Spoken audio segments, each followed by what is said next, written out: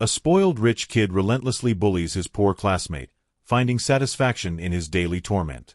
But one day, everything changes when he walks into his father's office and sees a familiar face, his so-called poor classmate, sitting confidently across from his father. The shocking revelation of the classmate's true identity flips the entire power dynamic, leaving the rich kid reeling with regret. Tension builds as the truth unfolds, forcing the bully to confront his actions and face a life-changing lesson. What happens next will leave you speechless. But before we dive in, leave a comment and let us know where you are watching from today. And if Jason and Sam's story speaks to you, hit that subscribe button for more amazing stories. In the polished halls of Weston Prep, a school known for its elite students and high standards, there was an unspoken hierarchy. At the top of that social pyramid was Jason Carlton, spoiled, arrogant, and the son of a wealthy businessman. Jason had everything a teenager could want: designer clothes, the latest gadgets, and a new car parked outside the school. But despite all his luxuries, Jason found entertainment in making life miserable for others, especially for one classmate, Sam Walker. Sam was quiet, kept to himself, and always seemed to be wearing the same worn-out jacket. He didn't come from money, and that alone made him a target in Jason's eyes. Every day, Jason made it a point to remind Sam of his place. The bullying started with snide remarks, calling Sam names like charity case and ragboy in front of everyone. But soon, it escalated to Jason tripping Sam in the hallways or knocking books out of his hands, laughing as Sam scrambled to pick them up. The more Jason taunted him, the more Sam withdrew, his once bright eyes dulled by the constant abuse. But Sam never fought back, never complained. He simply endured, day after day. What Jason didn't know was that beneath Sam's quiet demeanor, there was a reason for his silence, a truth that would turn Jason's world upside down. One Friday afternoon, Jason's father, Mr. Carlton, called his son into the office for a casual visit. Jason loved visiting his father's grand office, a high-rise building with a view that made him feel like royalty. He strutted through the entrance, greeted by the usual nods from employees who knew exactly who he was. As he made his way to the top floor, Jason caught a glimpse of someone familiar walking out of one of the side offices. It couldn't be. Jason blinked and squinted. No, it wasn't possible. Sam Walker? Here? In this building? He shook his head, thinking maybe it was just someone who looked like him. Sam couldn't possibly be here. After all, this was a place for the rich and powerful, not for people like Sam. But the closer Jason got to his father's office, the more uneasy he felt. As he reached the top floor, he overheard his father talking to someone. Jason peeked inside the slightly ajar door and froze. Sitting across from his father at the large conference table was Sam. But he wasn't slouched over in his usual timid posture. No, this was a different Sam, sitting upright, calm, and engaged in a serious conversation with Mr. Carlton. Jason's heart pounded in his chest. What was going on? Before he could piece it together, his father noticed him at the door. "Jason, come in." Mr. Carlton's voice boomed, as friendly as ever. Jason hesitated, his eyes flicking between his father and Sam. "This is Sam Walker," his father continued. "His father and I are close partners."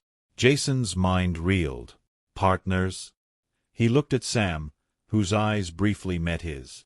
There was a flicker of something in Sam's expression. Was it satisfaction? No. It was composure.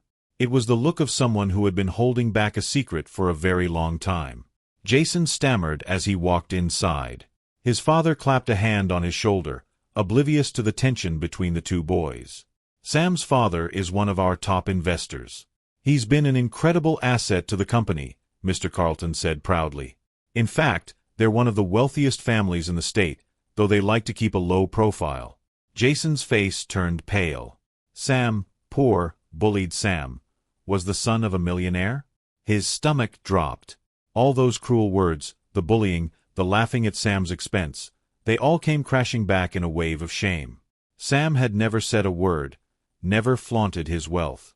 All this time, he had quietly endured Jason's torment, knowing that his family's fortune far exceeded Jason's. Jason's mouth went dry as he tried to muster a response.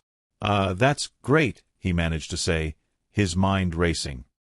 He couldn't look Sam in the eye. His entire perception of the world had just shifted, and he wasn't sure how to process it. Mr. Carlton, still unaware of the tension, turned back to Sam. "I'm sure you boys must already know each other from school. I imagine Sam's keeping you on your toes academically. He's one of the top students in his class." Jason swallowed hard. The air in the room felt thick, almost suffocating. He wanted to leave, to run away and hide from the humiliation that was creeping over him. But he was trapped, standing in the same room as the boy he had bullied for months. Only now, he was the one who felt small. After what felt like an eternity, the meeting ended. Sam gathered his things and walked toward the door. Jason tried to avoid his gaze, but Sam stopped beside him for a moment. He leaned in, his voice calm but firm. "I didn't say anything because I don't believe money makes you better than anyone else," Sam said quietly, his words carrying a weight that pierced through Jason's guilt. "But now you know the truth. Maybe you should think about that next time you try to tear someone down." With that, Sam walked out, leaving Jason standing there, stunned. The arrogance that had once fueled Jason's bullying had evaporated, replaced by a hollow feeling of regret. All those times he had made fun of Sam for being poor, for not having the latest clothes, for eating the cheapest lunch, none of it mattered anymore. As Jason walked back to the car with his father, he could barely focus on what Mr. Carlton was saying. His mind was spinning, replaying every cruel thing he had ever done to Sam. And now, knowing the truth, it made him feel sick. Sam had shown incredible restraint, far more than Jason would have in his shoes. The next week at school, Jason kept his head down. He didn't know how to face Sam, but he knew he had to do something. The guilt was eating him alive. He couldn't undo the months of bullying, but maybe he could make amends, or at least try to start over. One afternoon, Jason finally gathered the courage to approach Sam in the school library. Sam was sitting at a table, focused on his work, as usual. Jason cleared his throat, feeling awkward and out of place. "Hey, Sam," Jason said, his voice quieter than usual. Sam looked up, his expression neutral. "Yeah," Jason fumbled for the right words. I just wanted to apologize. For everything." Sam didn't respond right away. He looked at Jason for a long moment before nodding. "It's in the past," he said simply. "But don't let it happen to anyone else." Jason nodded, feeling a sense of relief mixed with the lingering weight of his actions. He knew he had a lot to learn, but for the first time, he felt like he was on the right path. The dynamic between Jason and Sam had shifted forever. Jason had learned a lesson that would stay with him for the rest of his life, one that went beyond money, status, or appearances. He had seen firsthand how quickly judgment could be turned on its head, and how the people you least expect can end up teaching you the most. As for Sam, he continued to be the quiet, hard-working student he had always been. But now, he carried himself with a little more confidence, knowing that he had handled a difficult situation with grace and dignity. The bullying had ended, and though Sam never sought revenge, the truth had spoken for itself. And as the school year went on, both boys learned that sometimes the most important things in life aren't the ones you can see, but the ones you feel.